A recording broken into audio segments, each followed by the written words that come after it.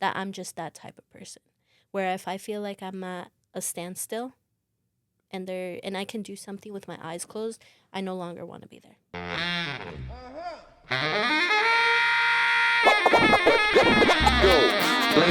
Ladies and gentlemen, you are now about to witness the journey that is the Lyfe Choyces podcast. Yeah! Life is short. Last time you were here, we were briefly getting into the topic about, the age that we are now and how you had said you're 36? 35 right now. 35 right now, and you feel like you're 21 still. Yeah. I'm 47, and most days I feel like I'm 19. Yeah. The fact that my body doesn't always feel the same as the 19-year-old brain. Rest is important. Yes, I try to do the 7 hours a night of sleep. I believe this is such a hard topic because I don't believe in time. It's a weird concept to me that someone created the clock and that you have 24 hours in a day. Right? Yeah, it's a manipulation in my opinion. Time doesn't wait for anybody. Mm-mm. And how quickly it goes the older you get. What we thought was a weekend when we were 15 seemed forever. You get 2 days off from work now. Oh my God, I was just thinking that. I'm like, those 2 days off are never enough. You don't get any time for yourself almost, right? No. It's just never enough. And then the fact that I work overnights now, like today and tomorrow is the same day for me. Because the moment I'm getting off of work, it's tomorrow for somebody else that I saw just 8 hours ago, So, yeah, I always feel like that. Like, everybody's like, you mean today? And I'm like, listen, potato, all right? What do you think you can do over the next, let's say, decade of living that can make you not feel like time is just escaping from you? That's a good question. I will say this because I was talking to a friend and just before I got here, and she was telling me a little bit of what's going on very quickly, and I remember I told her, I'm like, listen, your problem is that you're just not taking that step. She's like, what do you mean? And I was like, because you see the problem. Like, you literally just told me the problem.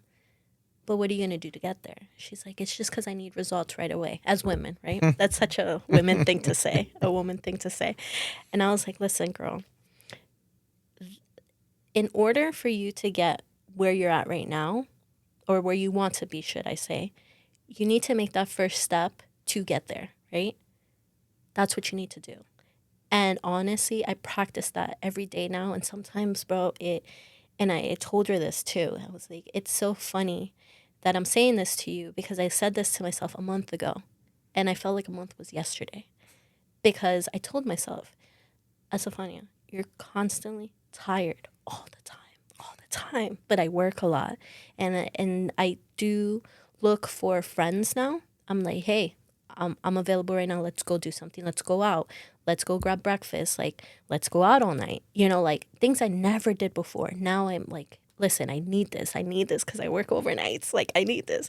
And I told myself a month ago, you need to go to the gym because you're having a hard time falling asleep. And a month went by. Not once did I go to the gym. No gym. But I'm just like, no, like I need to stop doing that. You know what I mean? And I'm telling people to do this and practice this, and I'm not even doing it myself. But if I would have gone to the gym, I would have had a better sleep schedule. I would have been able to rest better. That's how I perceive also everything else that I try to do that's not that. And it's like, if I feel it and I want to do it right then and there. Because that moment's not going to come around again. And I had to learn that lesson the hard way, working overnights, because now I don't see anybody. And then I really had to sit with myself alone at 3 o'clock in the morning while everybody's sleeping. And I was like, no, like time, moments, like experiences, like it's so valuable.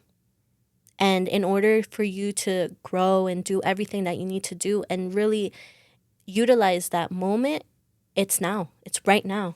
There is no better time than the present. Nope. That's a big topic here. We always discuss, how do you figure out how to be present? And I tell you, it is a practice, because I have spent so much time, and I still struggle with it, being present. One point that you made, which is a fact, that not every day is going to be amazing. But we still have to be grateful. This is how I live my life.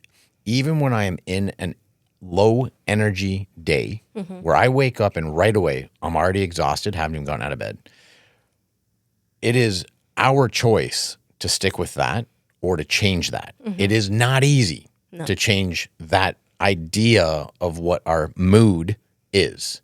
There's a bunch of books I'll tell you later. I know, I like your collection. Dr. Yeah. Joe Dispenza, he's my hero right now, on how to change that theory of a mood, which becomes your personality, which is when you're okay with bad days and then want more of them.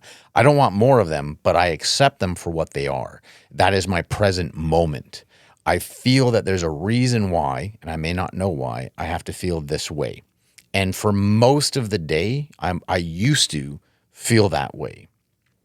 I've made the conscious decision that when I feel that way, even though I know I'm going to have low energy all day, I choose not to be low-minded, which is, again, That's good. taking the step to change Right. it. So when I can't figure out why I'm in a mood, like I don't know why, like there's nothing changed when I woke up that my life is horrible. It's just I feel a certain way. Well, I can choose to be miserable all day, which means I give off that energy to everyone else I come in contact with, which means they're not going to want to associate or around you. talk to me or what have you. So I can choose to change that within myself. Or embrace it. Same thing. Embrace it, and then like I always say, embrace it, have it for a moment of time, and let it go. Yep. Then put something else into your mind that is positive that you can look forward to. Time should not be wasted on the negatives, because we don't really have control over that. Correct. We don't really have control over the happy times. They're just times. Yep. If you realize how precious life is, especially as you mature through the journey, you realize that every day should count. Yep. And I used to do the same thing. Something would come in my mind. I would plan on it for months before I actually started it. The toughest part always is step one. Step one. Yep. So going to the gym, which is something that is part of my life religiously, Yeah, I 6 learned that days a today. week now. Yeah? You've only brought it up 3 times. Have I really? Yeah. There you go. It is, but it's such an important aspect of my life right now because I understand the value in it. I don't do a lot of socializing. I don't go out to bars anymore. So I'm not in public areas regularly to meet people or to experience socializing. So the gym is my social aspect. I don't necessarily hang out with any of these people outside of the gym, but when I'm at the gym, there is a group of, I shit you not, probably about a dozen of us that spend 2 minutes here, a minute here, 5 minutes there, chatting with each other about whatever's going on. So I get to have social time. I'm working out, which is doing nothing but great things for myself because it's showing me, if nothing else, it's showing me I have the ability to do something that I promised myself I was going to do. You start it, you fall off. You start it, you fall off. But eventually it sticks and your whole life changes. Do I have more energy throughout the day? I'm going to be honest with you. I don't feel like I have any more energy than I did before, but I feel like I've done something with my day rather than 5 years from now going like, well, what did I do in the past 5 years? I didn't do fucking anything. I've done nothing different. Right. Where now I can say, yeah, I lost body fat. I gained muscle mass. I feel better mentally. I feel better physically. I notice that more people are drawn to me because of what I'm putting off. So it's that first step. Yeah. Once you take it, I mean, once it sticks. No, I know. I last year I was in a very strict working out phase, I want to say. But I got distracted and I got off of it. But it was just, I never felt that way ever because I was always outside. I was always outside when I was growing up. Even when I was a teenager, I was still outside. It's when I started working, not so much. My pothead years, yes, I was always outside because nature. Who doesn't love that, you know? But when I really, really, really started working, that's when I just realized that physically, unless I was at work, it was not happening. And so last year I decided, okay, let's do this. And I did it. And for a month, dude, I'm very much like, once I start moving, I slim down like quickly. Everybody knows that. And I remember it was to a point where if I didn't work out that day, I was like, I feel weird, you know? And that's why I told myself, I'm like, I remember that moment. I remember that specific time and how great I felt, how beautiful I slept, but beautifully I slept. And that's where I'm trying to get back. Because now working overnights, I'm like, oh my God, like I'm up forever. Like yesterday, I was up for 22 hours. I cannot What fall time is asleep. your wake up now? It can range. I've noticed that I could wake up at 5 p.m. I also noticed that I could wake up at 8 or 9. But I'm normally at work physically at 10:30, 10:30 p.m. until 9:30. 9:30 a.m. So you're doing 11 hours straight. Okay. And then I leave work, and that's when everything can change. I can possibly go out or go home and chill, but I'll be up till like 12 or 1. But if I don't get myself into bed, I can be up until like 5. Are you in a normal day, regardless of the hours, are you a before work or after work go to the gym? After. After work. Okay, I'm a before. I have to go in the morning. A lot of people say that's better. So when it comes to opinions, everyone has one. You know, it's just like, it's what's good for you. That's my theory, is always what's Wow. good for your system. Working out is the goal. When, whatever's best for you. If you do better after work, then I would say before you do anything, before you go to bed, you pack your bag. Your bag is ready. My bag is always ready for me. Everything is good. So when I'm done my morning routine, grab my bag, grab my protein shake, I'm gone. Take that with you to work. Have it in your car. Whatever that is, whatever the gym bag situation is, take it with you to work. That's step one. Whether you go to the gym or not, that's step one. When you come out of work and you see that in your car, you get to make the choice. Yeah. Do I go to the gym or not?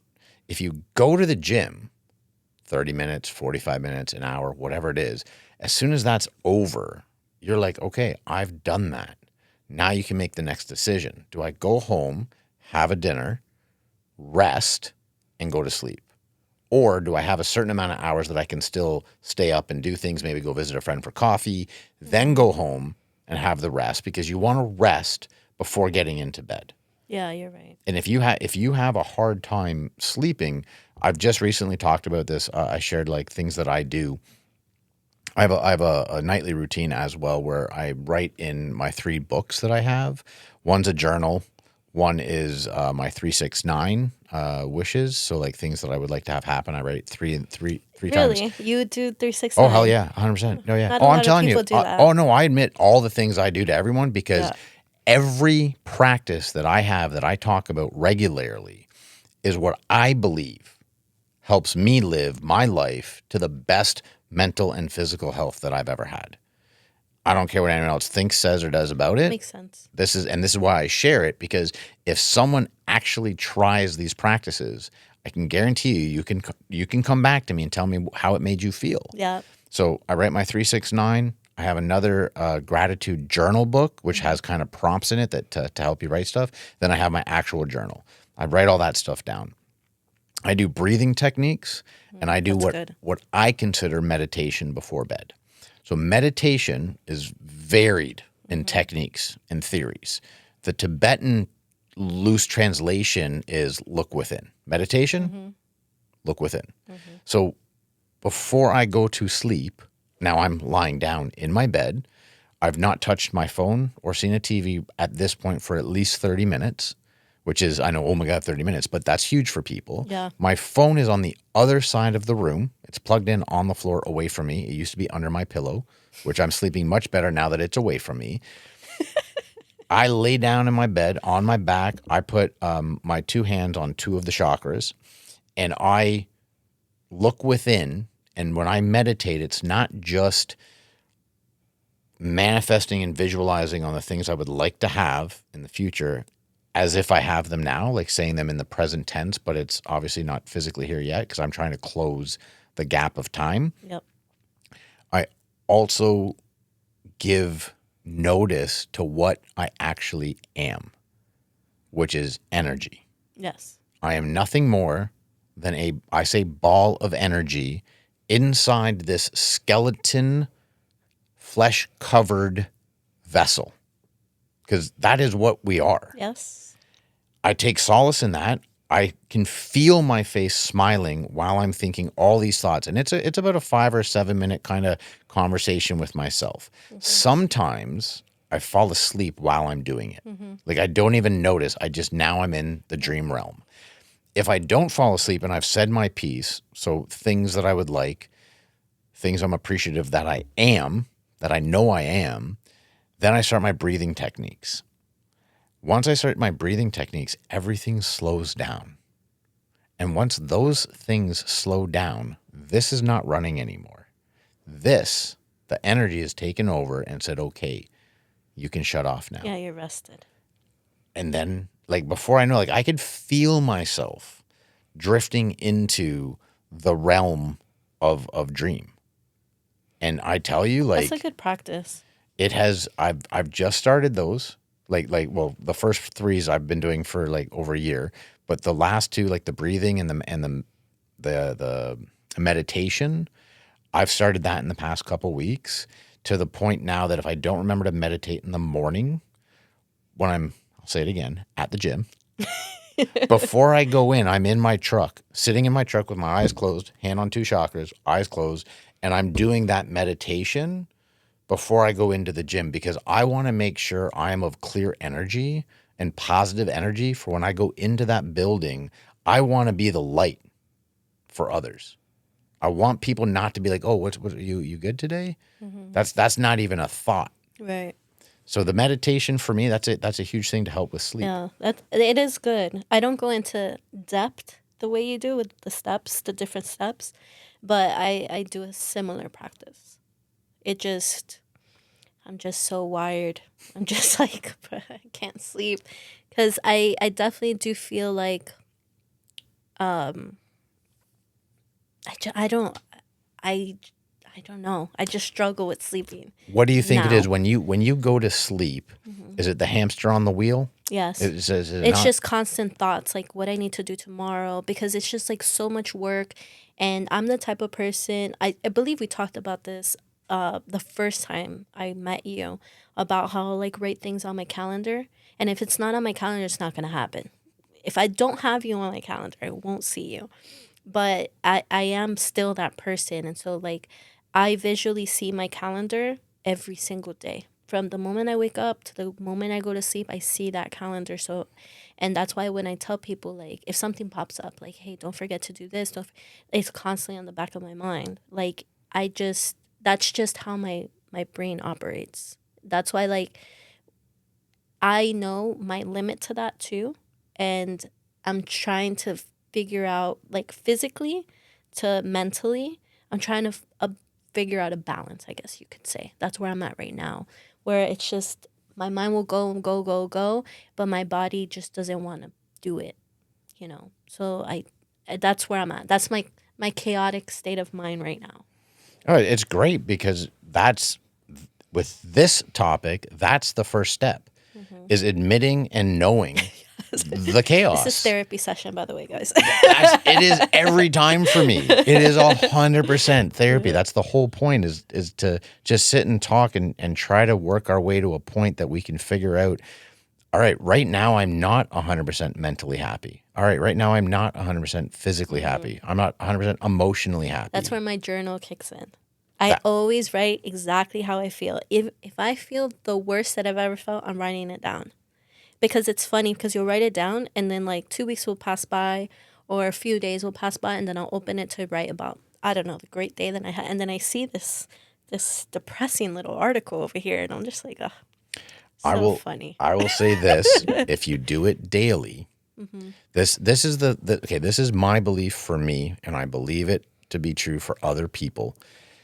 If you do it daily, you will get to where you want to go quicker, because all of the things that you don't want in your life, all those negative thoughts that we have, all those worries and depressions and anxieties and stresses and things on our whiteboard that we didn't get to, our calendar, if we write them down every night and every morning, you will notice in time less of the negative being written and more of the positive coming out of you, because you are changing the memorized action that your body is so used to.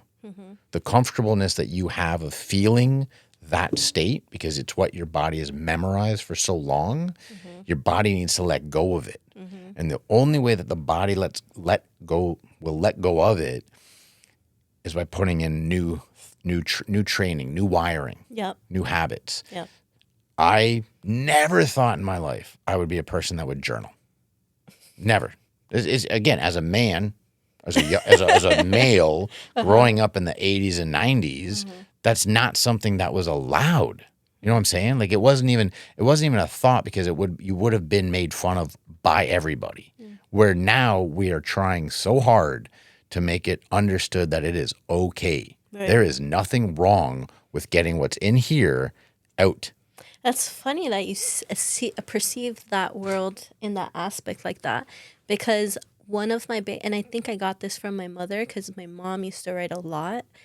I couldn't physically I can't put a sentence together like here presently, but if you give me a pen and paper, I could tell you the most beautiful thing. Like, it's such a weird thing. I remember, like, you're from Florida, right? No. Okay. That's what I thought. But in Florida, and when you were in school, we used to take the FCAT. Now it no longer exists. But I remember one of the 3 things that we had to do was math, reading, and writing. And I remember I used to always fail religiously reading. Always. And then I always had to take that course the following year. Math, always passed. But writing, I used to get the highest scores in writing. And tell me how that makes sense. Reading, fail. Writing, no. Well, it's the creativeness inside you. I guess, yeah. But I remember one time, like, the teacher came up to me and the top score was 6. I got a 5, and I was in elementary school. So it's just like, and to this day, like, even at work sometimes, like, I'll say things, I'm like, God damn, I'm so hood sometimes. Like, finesse it, Estefania, get yourself together. But then I'll write something, and it's just like, who is this person? But it's, writing, it to me is great. I think I've been the most romantic in my life writing. Okay, I like that. My brothers and I, all 3 of us, were very much into writing poetry. As odd as that might be, all 3 of us, somewhere there's a box, hopefully it's still around, that has a _𝐬𝐿 that I collected all of our old stuff and put it in and kept it in a box, which might actually be at my middle brother's house if it's still in the garage, which I don't think it is. I think eventually they just got rid of it, even though I said don't ever throw this stuff out. Being able to write eloquently is a talent. That is absolute truth. Being able to express yourself, and it doesn't have to be for other people. That's the biggest thing when I share these practices, is it's for you. It's not for other people. What you're actually writing down, unless you want to share that. There's some scenarios where you sharing exactly what you wrote could help other people start their journey into it. I was never into reading. My father, God rest his soul, if he knew all of this was going on now, he would be so unbelievably happy and proud, because he would read, like, he was a lawyer, so he read for a living. Yep. So he'd go on a holiday and he would take like 3 books for a 1-week holiday.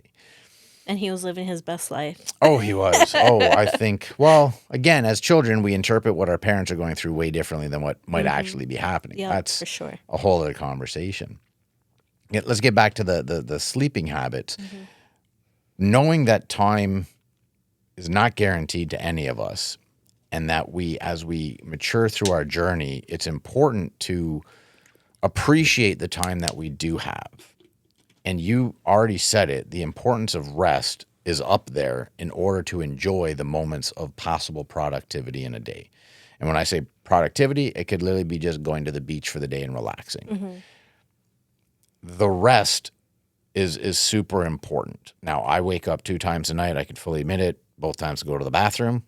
Got a 90-year-old bladder. That's the only thing I can make sense of it because I wake up specifically to go to the bathroom.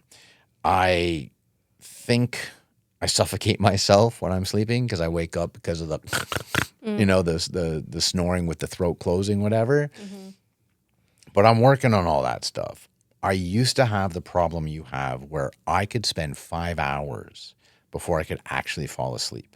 I would have to remove myself from the bedroom and go for a walk, go to the couch, do anything until I was tired enough that I could go to my room, close my eyes, and actually fall asleep.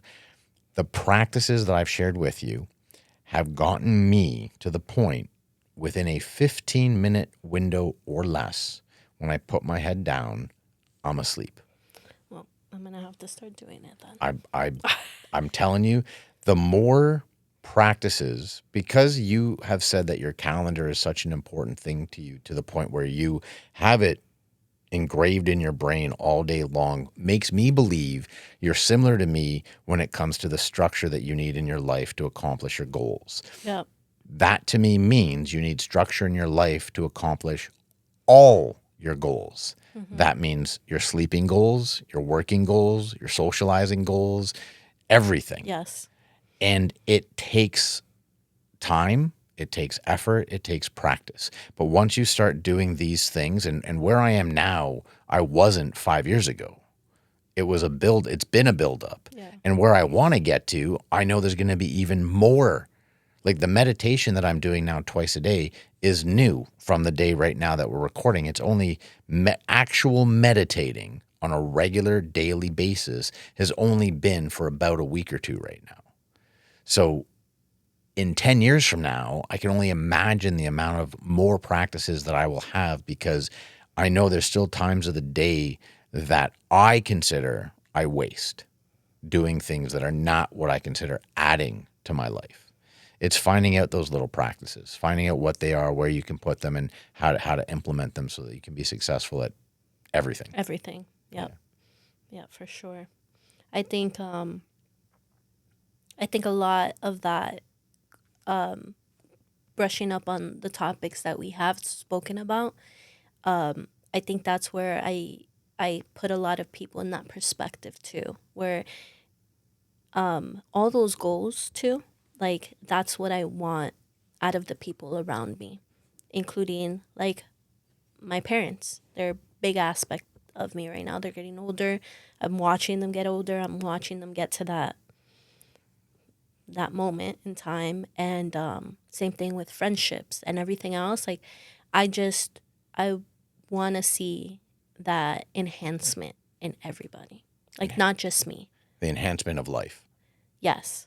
Like I want you to grow. I want you to get there. I want to see those goals happen. I want to experience or witness you get there. And I think that it took me a while to finally realize that I'm just that type of person. Where if I feel like I'm at a standstill and I can do something with my eyes closed, I no longer want to be there. Like the only thing I want to do that and fully commit would be like me sitting in silence. Because I need that. There's a Buddhist temple not too far from here in Lake Worth. I have it written down somewhere. I'm in the process of going to go there on a Sunday because they have, I think, from 10 to 11 a.m. Meditation, but it's pretty much sitting in silence or guided meditation, which is important to me. That's the level of meditation I'd like to get to, is to be able to spend about 30 minutes or an hour morning and night of I do just that religiously. contemplation. It's funny because last week it was an unexpected trip to Orlando with my family. Like they came from Costa Rica, and my mom's like, let's go to Orlando.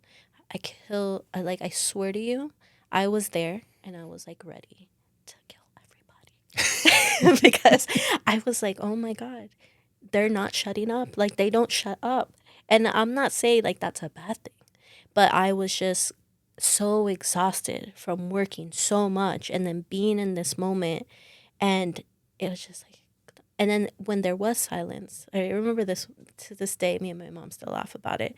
But my mom got ready and she went to the bathroom. And her friend in the moment fought.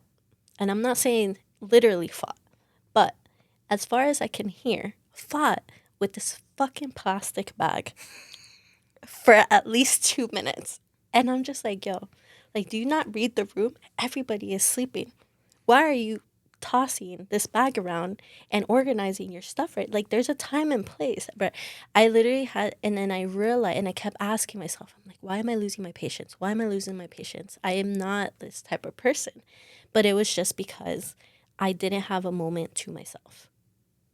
Because I remember a year ago, I went to Italy unexpectedly because my grandfather passed away.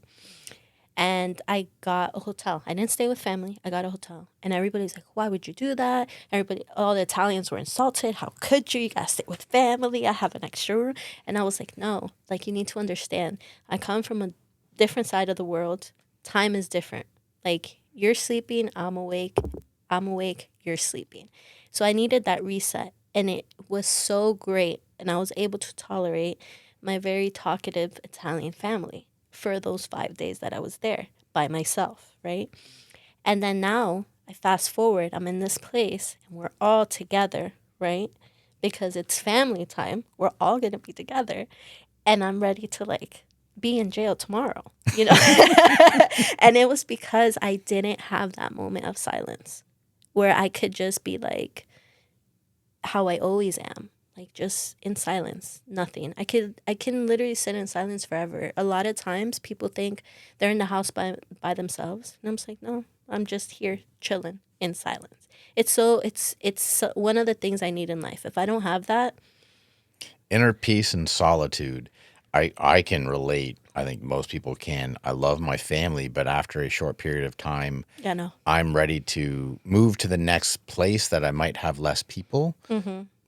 I'm generally, unless I'm purposely choosing to leave the house, I'm more or less by myself or my roommate, and we can sit in silence. We can sit a whole afternoon and say 2 words to each other, and we good. Like, there ain't no weirdness. We've lived together for 5 years, and we actually applaud ourselves that we have that kind of relationship. That sometimes we can spend a day not saying a word and being in the same room.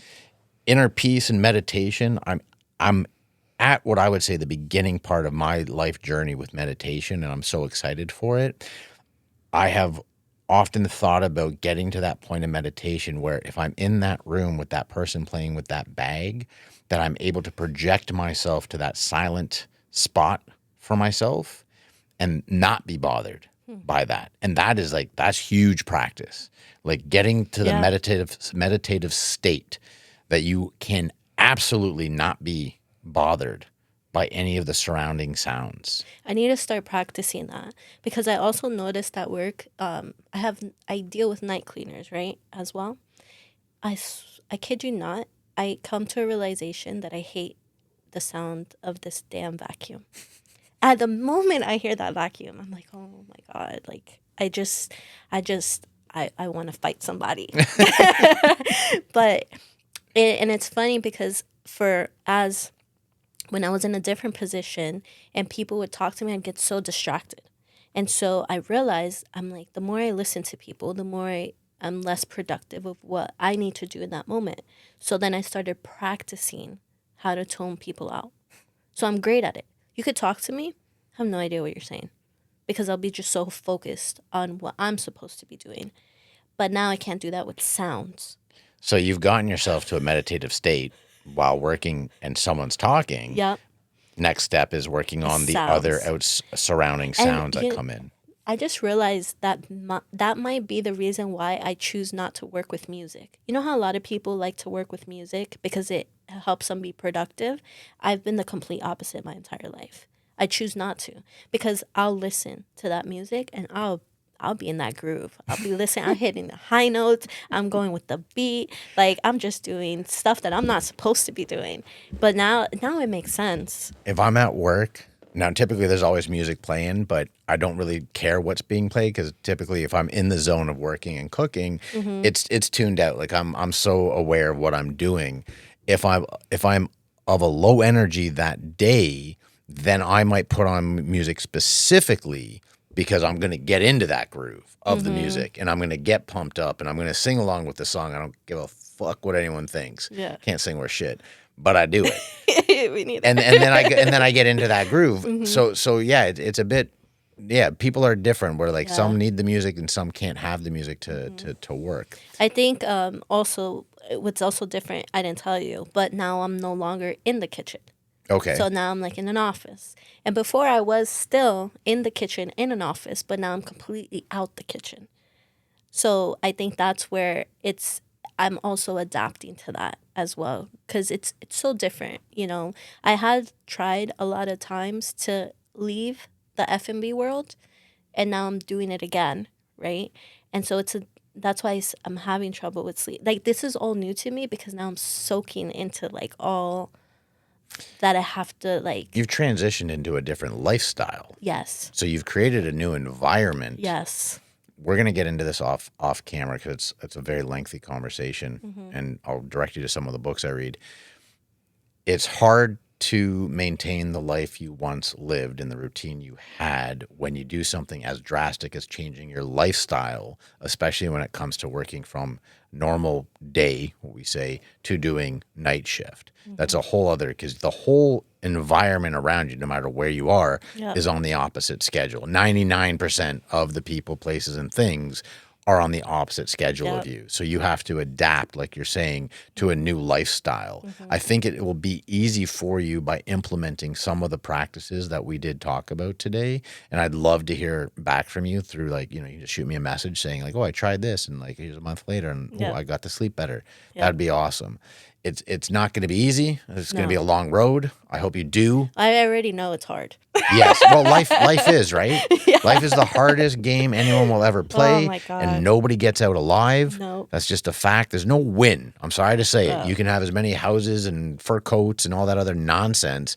The win is finding people that you want to see win. That's what I loved about what you said, is that you're the type of person that actually wants to see those people in your life succeed. Yeah. You want to experience and witness their successes, which in turn just means you're successful. That's as an individual, that should be what people strive to be successful at, wanting their people to rise up. It's phenomenal.